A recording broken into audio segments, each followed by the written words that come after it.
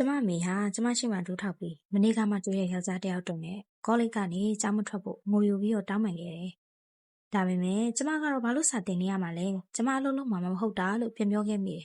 ။ကျမရဲ့ channel မှာတော့ဂျုံဝယ်ပေးထားတဲ့ဇင်ကန်ခါးကြီးကရောက်ပြီးသားဖြစ်နေပြီ။တွေ့ပြီးတော့နောက်တစ်နေ့မှတင်သူကကားဝယ်ပေးခဲ့တာ။နေ့လယ်ဘက်မှာလည်းသူကကျမကြိုက်တဲ့လက်ကင်အိတ်တွေကိုရွေးကန့်ခဲ့သေးတယ်။သူကတကယ်ကိုထူးခြားပြီးရရောတဲ့အပြင်ရုပ်ရည်လည်းချောတော့ကျမအရန်ကိုပျော်နေခဲ့တာ။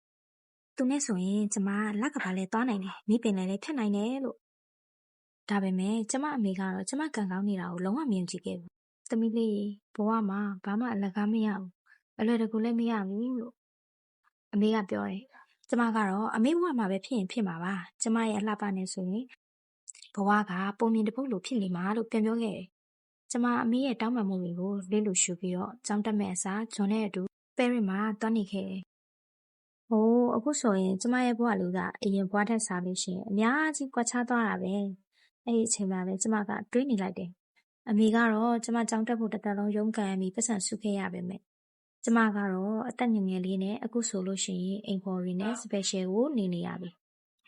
ဂျွန်ကတော့ကျမကိုတစ်ခုပဲတောင်းဆိုတယ်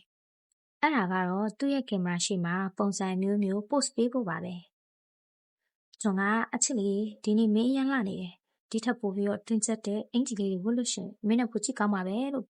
ရှင်ဖျားတွေပြောပြီးတဲ့နောက်မှာတော့ကျမရဲ့ခန္ဓာကိုယ်ကိုသူတယောက်တည်းကြည့်နေရမှာမဟုတ်ဘူးဆိုတာသိလိုက်ရတယ်။ဂျွန်ကကျမရဲ့ဓာတ်ပုံတွေကိုအင်တာနက်ပေါ်တင်နေတာ။တစ်ချိန်တည်းမှာပဲကျမထိတ်လန့်ကြောက်ရွံ့သွားတယ်။ပြီးတော့အရန်လည်းတူဝေသွားတယ်။တပ်ပြင်းတစ်ချက်ချပြီးဂျွန်ကိုပြောဖို့ကြိုးစားလိုက်တယ်။ပြီးတော့ကျမကွန်ပျူတာပလက်ဂျိုကိုမြင်မြန်ဆွဲဖြုတ်လိုက်တယ်။ကျမသစ္စာဖောက်လို့ခန်းစားရပေမဲ့ချစ်လေးရဲ့ဒါကလူပညာပါပဲလူတွေကပတ်စံအများကြီးပေးပြီးကြည့်ကြတာဒါမှငါတို့တွေပို့ပြီးတော့ချမ်းချမ်းသာသာနေနိုင်မှာလေကွာမဟုတ်ဘူးလား